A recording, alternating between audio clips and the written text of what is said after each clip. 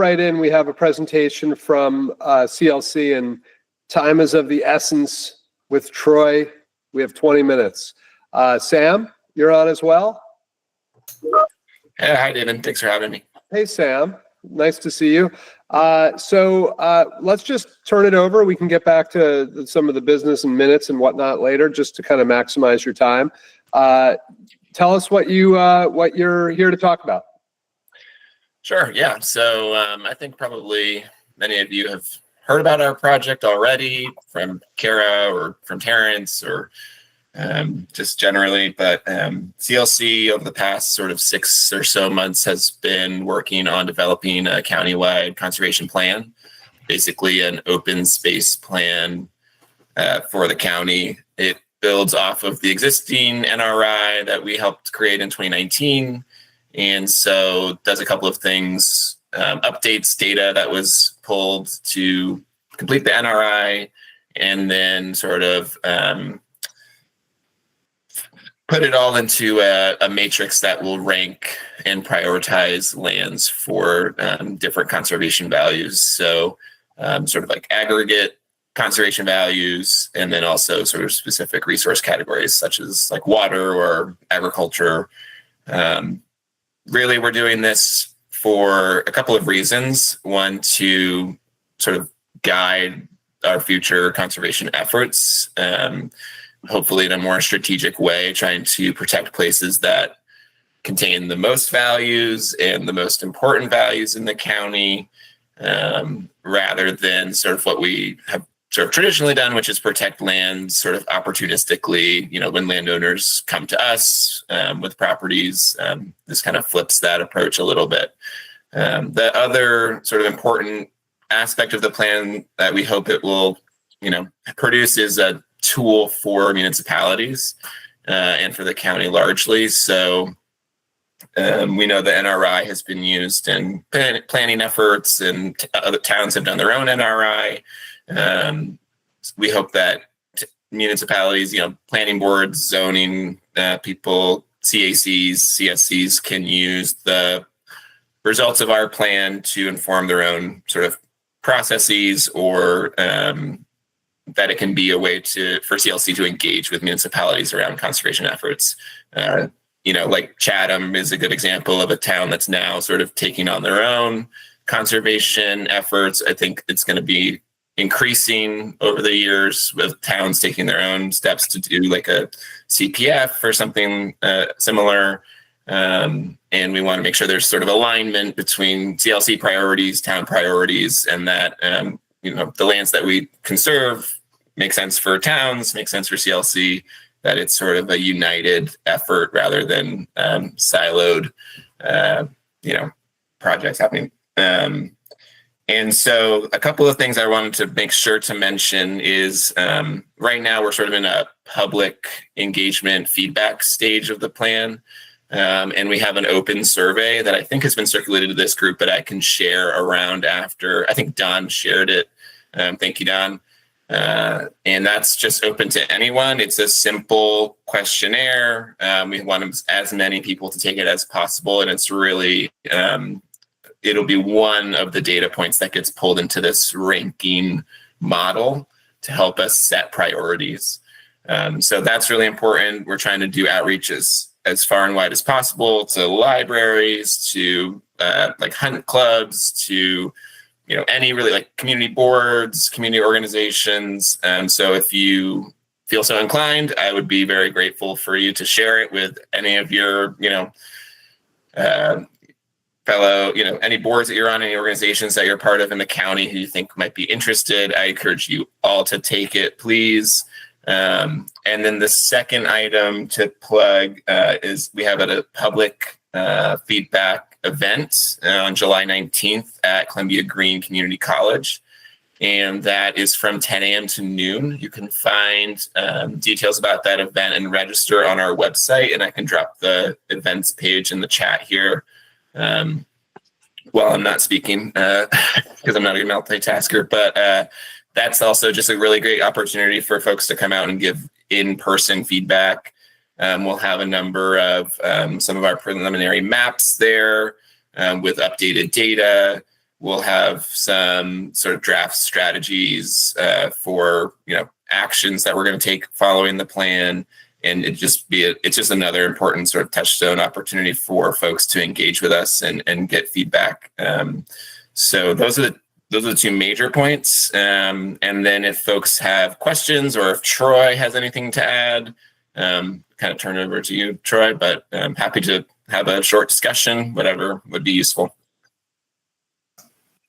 I'll just add in, what we're looking to do here is to develop a county-wide conservation plan with all of you that benefits all of us. And, Sam said that in regards to how it really can help with town comp plans and CACs and the other tools that are happening here. We just want to make sure we're not doing this in a vacuum and that we're really pulling you all into this process, and that we want it to be something for Columbia County, not just CLC. Great.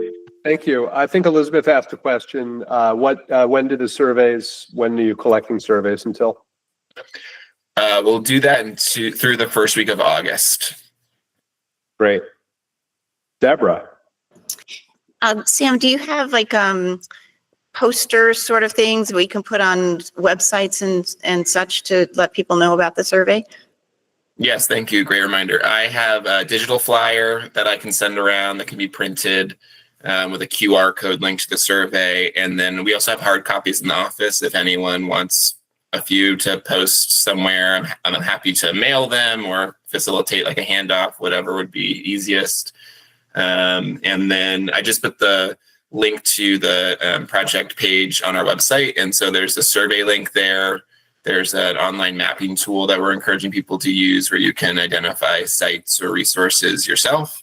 And then there's also sort of, there'll be updates about the event and like draft planning when it comes out, and, ultimately where the plan will live. So, but yes, I have all of that. I will send an email following this. So. Kara. Hey guys, sorry I was a few minutes late. One of the things, Sam came to the EMC meeting last Monday, and we had a fun discussion with a couple of the town reps from 3 towns who really wanted to talk in detail, and it was really great to hear, see that interaction, because one of them is working on an open space plan. They already have an NRI, and the other one and the comprehensive town plans too, and things like that. So I don't know if anybody here has any questions that they might want to raise, just like we did at the EMC meeting, if they're going through that process. That the towns that raised this were Gallatin, Ankrum, and Canaan, and they were all in different phases of comprehensive town planning. Copic is going through its comprehensive town plan, so I obviously talked about that as well.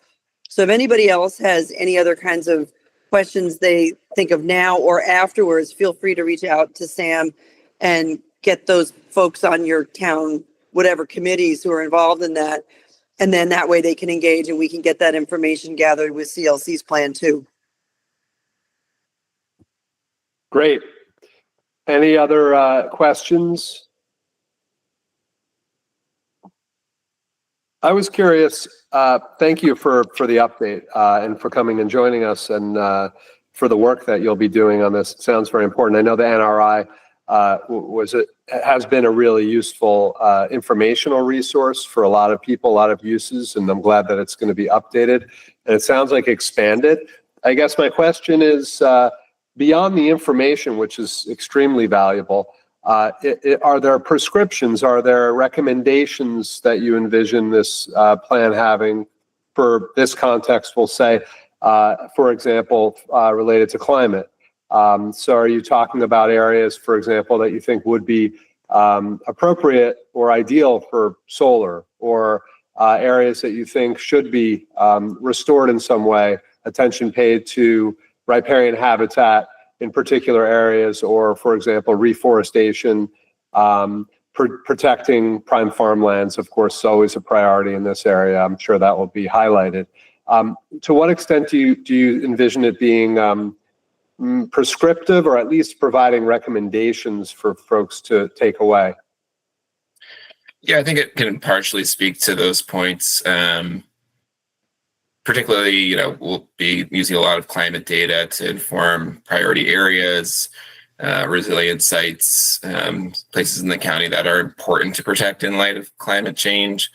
And then there will be sort of strategies and action items as part of the recommendations of the plan. I can imagine those being like policy recommendations, maybe recommendations for like specific treatments. I'm a little less inclined to, I think probably won't be included in the plan because we don't necessarily know based on the data available where like a degraded habitat might be. Certainly there would be like best practices that might be identified in terms of how to protect these resources, but I'm not sure if there'll be like a specific recommendation to a particular site.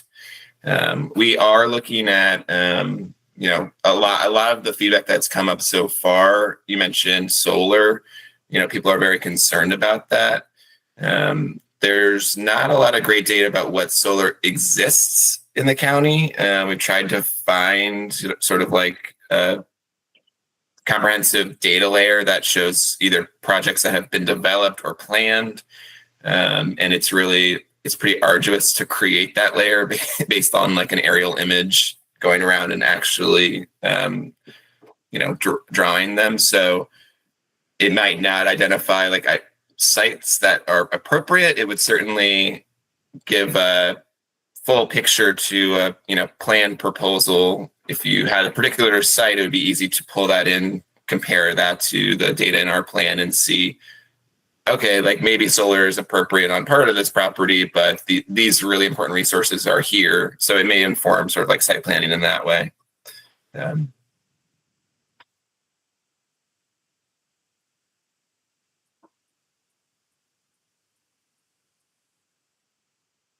All right. Any other questions for Sam or Troy? What's the timing of the overall project? Once you have feedback, what do you expect? Yep, we'll be like sort of drafting the report in late August, September, and then we plan to publish in October.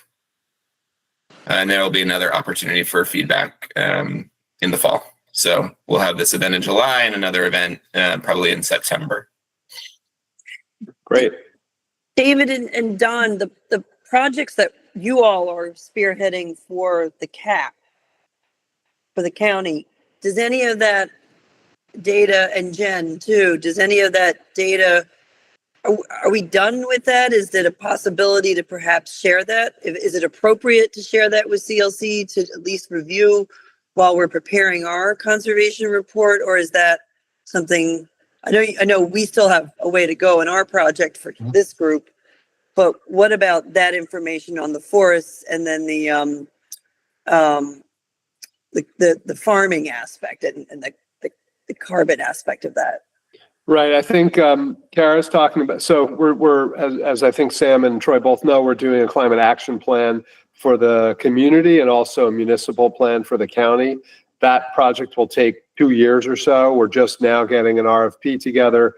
We're hoping to hire a contractor by the end of the year, a consultant, and then we'll begin those kind of stakeholder outreach meetings in earnest in the spring next year. That's the ideal kind of timeline. We'll be using data from a regional greenhouse gas inventory from CDRPC, which includes Columbia County. It's an update from 10 years ago, and also a municipal inventory that Don has spearheaded through the planning department. So we'll have, those will be our baseline data sources for where we're at now in our inventory and our emissions. And then we'll go through a public process of identifying priority actions in certain categories and sectors, obviously to mitigate climate change. What Kara's referring to is we believe that in these typical plans at this scale, municipal scale of countywide or regional, they do a kind of cursory job on land use and how land use factors into climate emissions or mitigation as sinks. And so we've started a kind of little bit of research initially looking at forest layers through something called CAFRE, which is out of ESF. It's a SUNY ESF project that you're probably familiar with, that's mapping forests throughout the state from a climate standpoint and also from a kind of a growth standpoint. And also Jennifer Phillips at Bard had led up a pilot project this spring with some students to look at using one of the agriculture, COMET, I believe it's called, an ag model for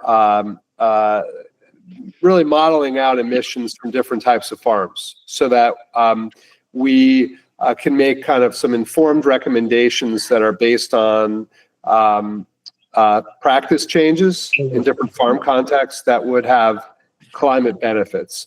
And the same would be true for forests. So it's too early for us to share because we don't really have anything to share. Well, it won't work with your timeline, but these are, I'm just going into a little detail to tell you what we're aiming to do. We're hoping that we can include some of this in some of the land use pieces in more depth in our climate action plan.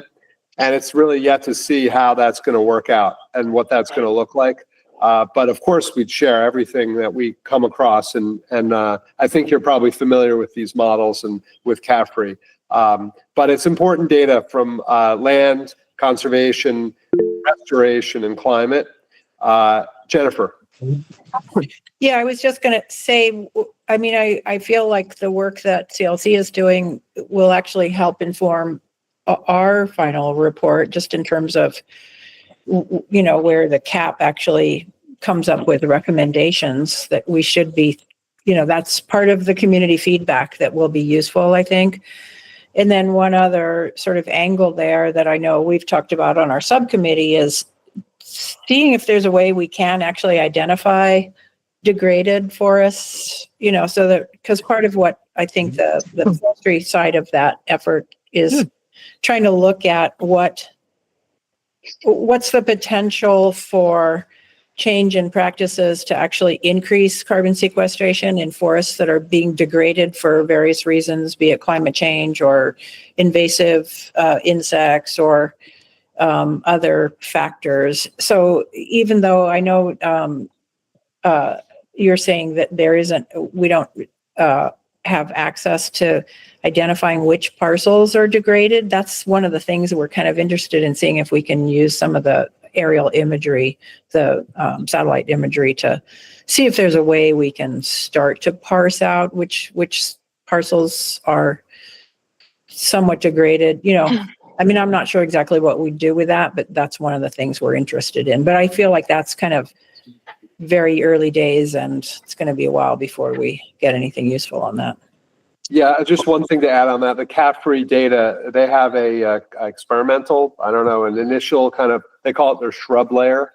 So they've looked at trying to identify from satellite imagery these areas that might show up as forests, but really are degraded and not growing. They're mainly invasive shrubland.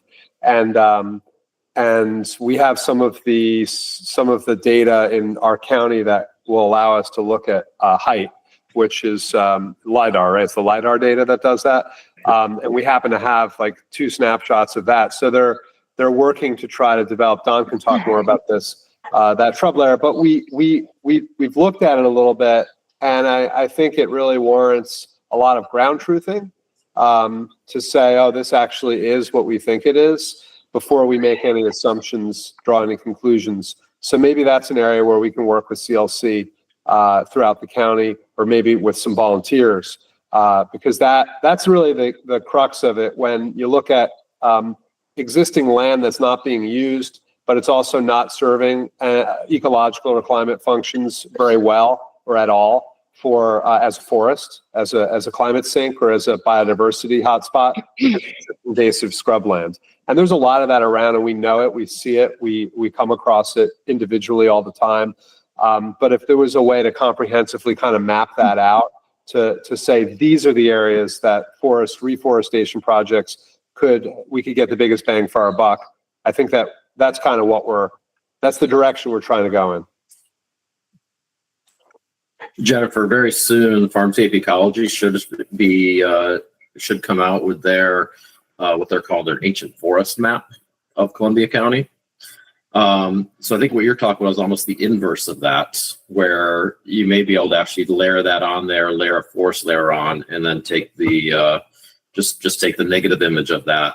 But it also might be useful where with that data layer, if we're able to layer that, the ancient forest, and then also those areas that either have low tree composition, those might be the areas to focus some of the restoration on, because they're probably also the areas that are less likely to be susceptible to invasive species where your tree plantings will be more successful. Just a guess on my part at this point. I haven't seen what they're developing, but I think there could be some potential with what you're asking for here, and I'm hoping we're able to pull that into what CLC is doing as well. You said that it's Farmscape Ecology Program that's going to develop that layer? Yep. Great. Yeah, I was with them on Monday, and they said they're almost done with it. Cool. That's great.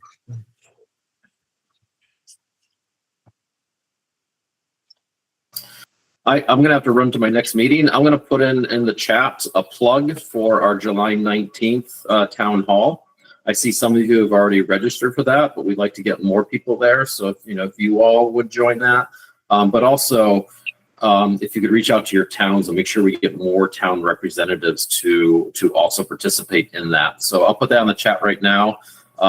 Sam put in the link to the conservation plan, and this is it's embedded within what he shared. So I'm just giving you the direct, here's where the register for the town hall.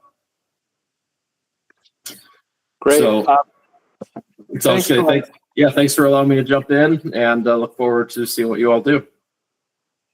Hi, Troy. Thanks, Troy. Bye. All right. Any other questions for Sam while we have him? I think this is really the beginning of a conversation which will go back and forth as you're going to develop your plan. Of course, you'll update it at some point in the future, I'm sure, and we'll be developing a plan that's also designed to be updated. And there are complementary features to both plans. So this is it's good that we're all working on this, and thanks for the update for sure. Yeah, thanks for having me. Let me know if you want to chat again. I'm always happy to join. And hi, Jen. I haven't seen you in a while, so Yeah, hi, Sam. Good to see you. Sam was one of my graduate students years ago. Nice. All right. All right. Have a good day, Sam. Bye. Have a great 4th. Okay, let's move on. We don't have a lot on our agenda. We have some updates. I mean, that was the main thing, but as we expected. But let's start with, well, first of all, do we have any comments on the minutes? And we'd just like to adopt those. If there are no comments, we'll take a motion and a second. Thank you, Steve. I second. And Elizabeth. And if anyone is not in favor of adopting these minutes, then please speak up and make yourself known. Okay, the minutes are adopted. Thank you. So, Don, do you want to give us a quick update? Yeah, well, quick update on the climate action plan. We have the RFP is pretty much complete. I got quite a few comments from a few of you. I've incorporated them all, so we have.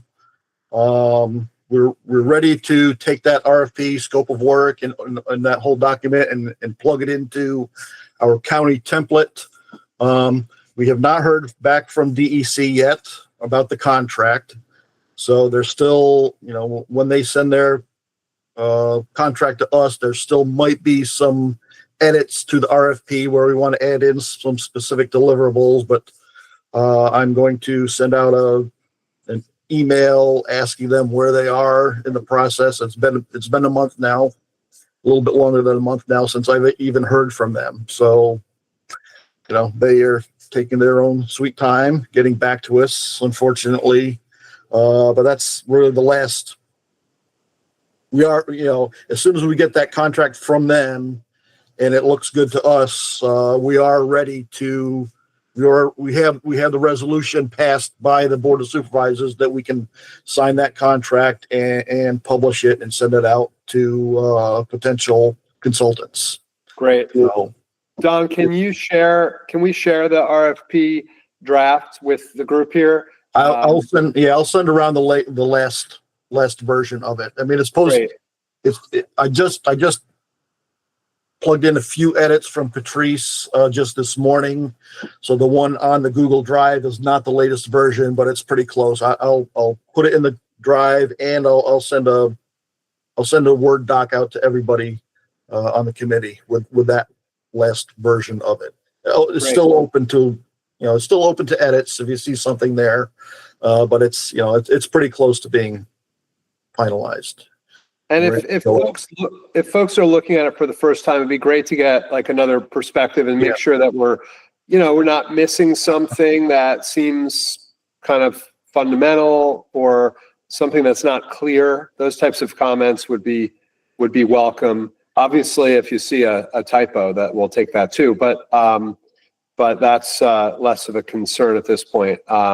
So anyway, thanks for taking a look at it.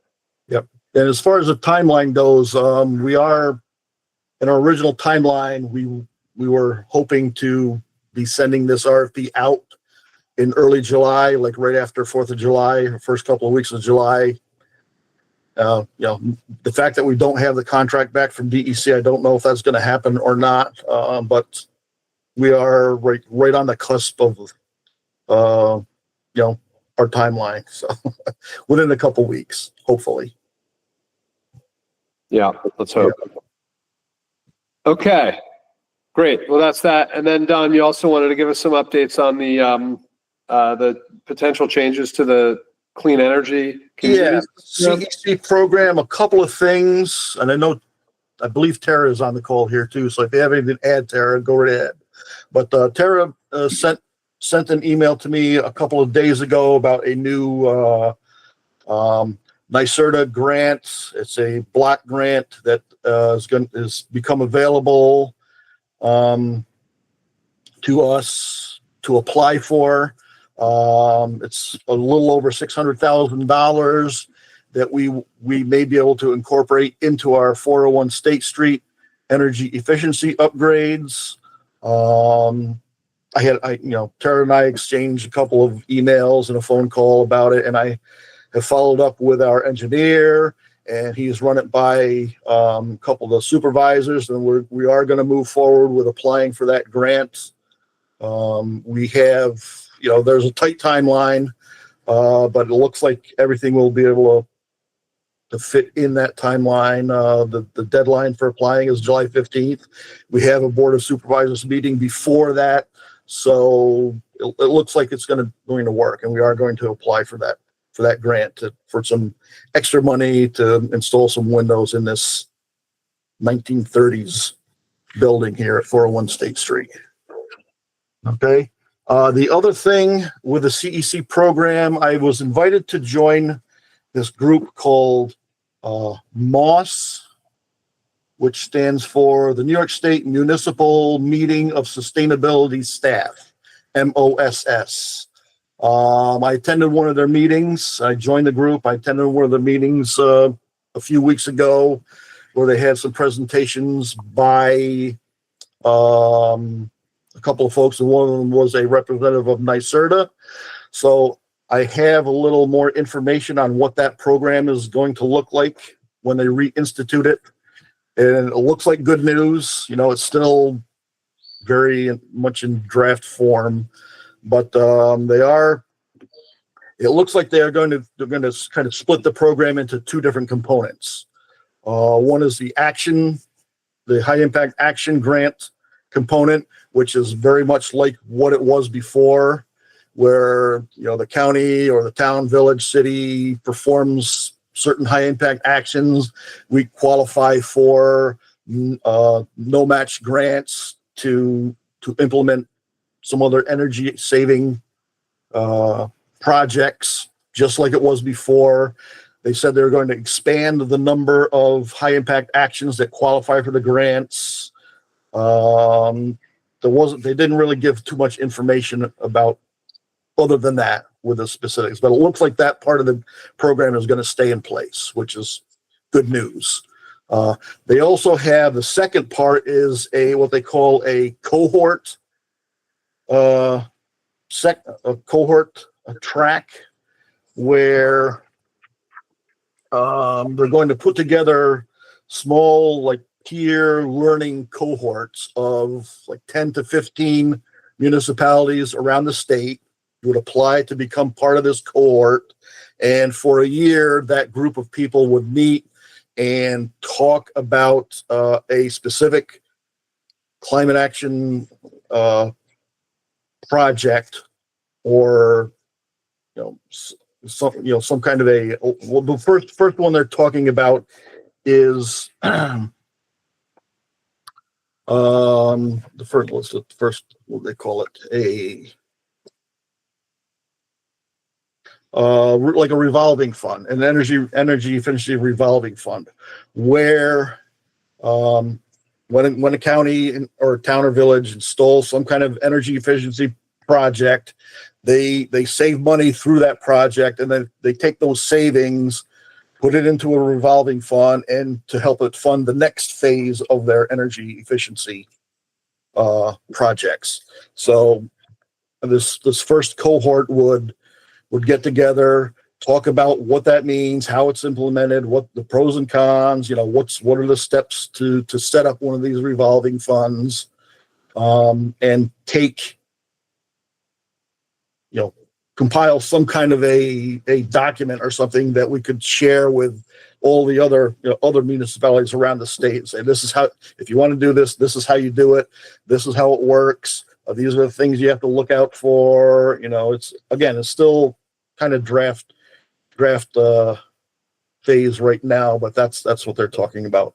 And if you become a part of that cohort, then you would receive participation in implementation grants to get it started. So if you were part of this initial cohort on this revolving fund, then you could use. They're talking about a substantial amount of money here too. You could use that money as seed money for that revolving fund to get it started up and running. So that sounds kind of interesting. One of the things they,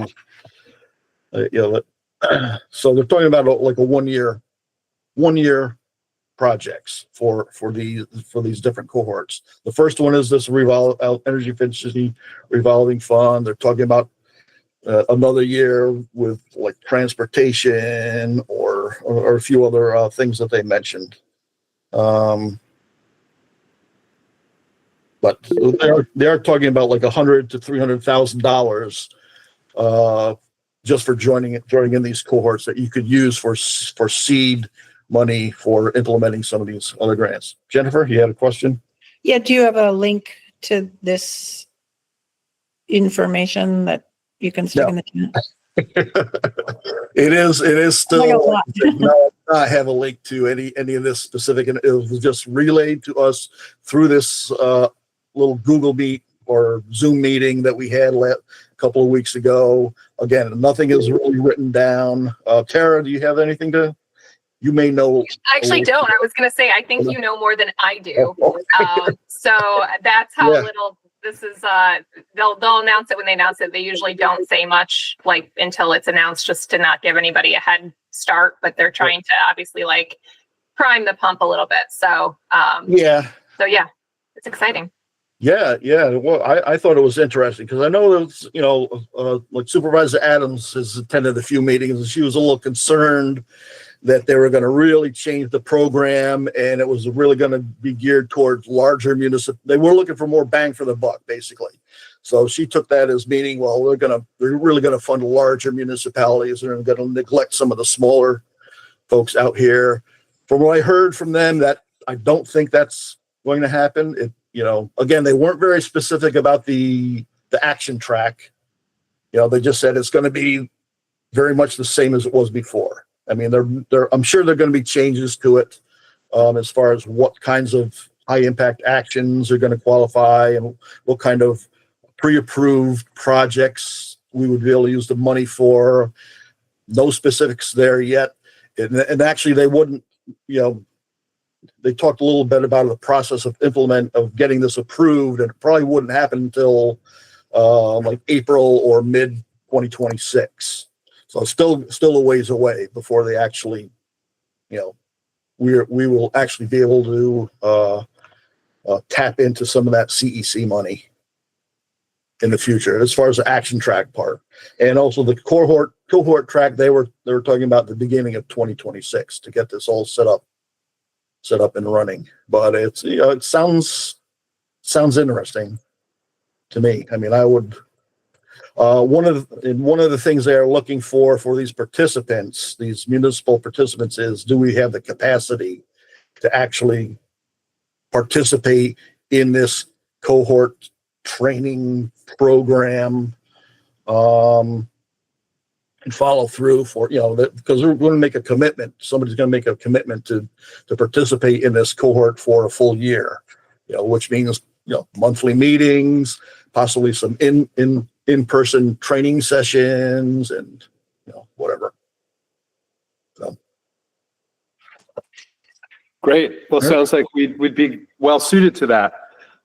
Thanks to you and your team, Don. So that's exciting.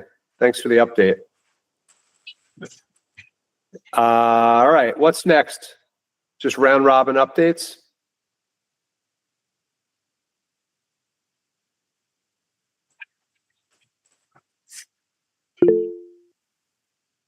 Jennifer. If it's time for that, I'll just reiterate what was in the chat a minute ago, that there were Columbia Green Cooperative Extension is the lead organization on a little field day at my farm from 5 o'clock to 7 o'clock on July 10th. To look at the silvopasture practices that I'm trying to implement, and in particular this fodder tree planting that we put in a couple of years ago.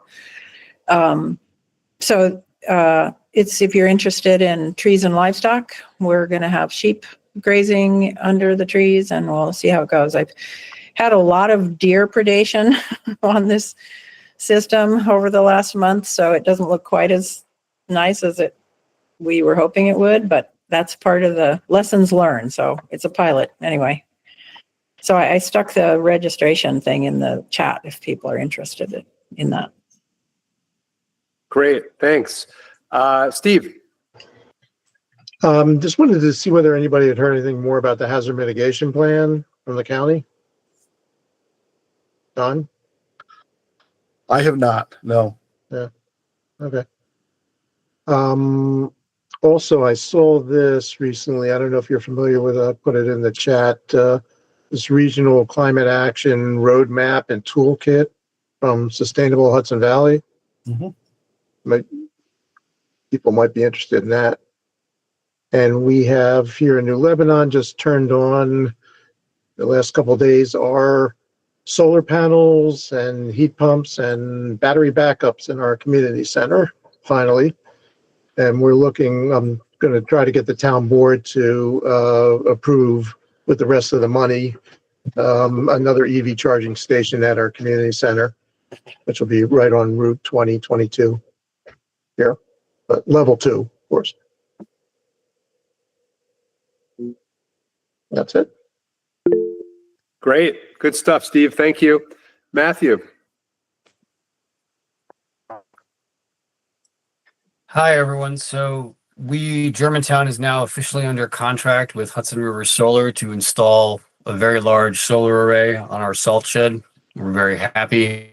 Going to offset some of the energy, if not most of the energy, from our sewer plant, which will prevent increases for those folks that are using the sewer plant. So we're very excited about that. It's a long time coming. So that's where we're at. So, and we should be able to add to this solar array in years to come.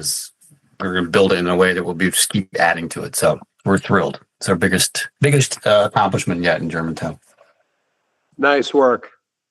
Thanks for the update. Anyone else? Elizabeth.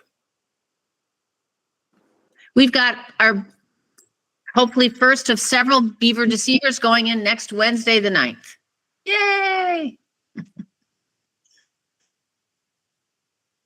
That's so cool.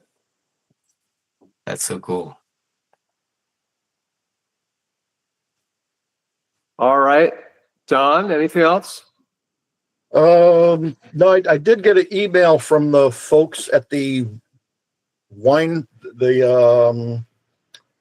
Apple and Wine Festival that hosted that event that was the week after our last Climate Carnival, wondering if we wanted to set up a booth there at the Apple Wine Festival, or if any of the individual task forces wanted to set up a booth there. I haven't responded. I don't know if there's a charge for that or if they were offering it for free or what. So just putting that out there. If any of you are interested in setting something up, I don't think we at the county would have the capacity to do something like that. But I was also wondering, I know, again, Supervisor Adams had mentioned at one point setting up some kind of booth at the Columbia County Fair during Fair Week. So I'm just putting that out there as an idea, as if we have any folks that are interested in helping or manning a booth or putting in the effort to getting something like that set up. It's an opportunity. But again, we're not going to do a Climate Carnival again this year. It will be at the earliest next year, because it just takes so much time for us. So. All right, that's great, Don. So anyone that's interested in that, participating in that, let Don know, please. Yep. And we can spread the word to others that are not on this task force if they're so inclined. You think there might be someone there that might want to might want to help out with that. How many days is the fair? It's like 3 or 4. Yeah, that's always over Labor Day, so I think it's at least 4 days. It's been a long time since I've been to it. But, have you looked into what is required to get a table? At the fair? Yeah. No. Get the space. Yeah. Yeah, maybe that's a start. Just see what, maybe we can get a table for part of the time if we can't host it the whole time. Yep. So yeah, let's look into that. We'll be meeting again in a month. The dog days of summer have arrived, and we hope that everyone's out there, planting trees, planting things, tending to their gardens, tending to their friends and family, and all that. I don't know. I don't think we have anything else right now. Hopefully we'll have some good news on the climate action plan moving forward, so we can start getting that going. And we'll see you guys soon. Anything else? Okay, great. Thanks for joining. Thanks. Happy 4th, everyone. Happy 4th. Happy 4th. Take care.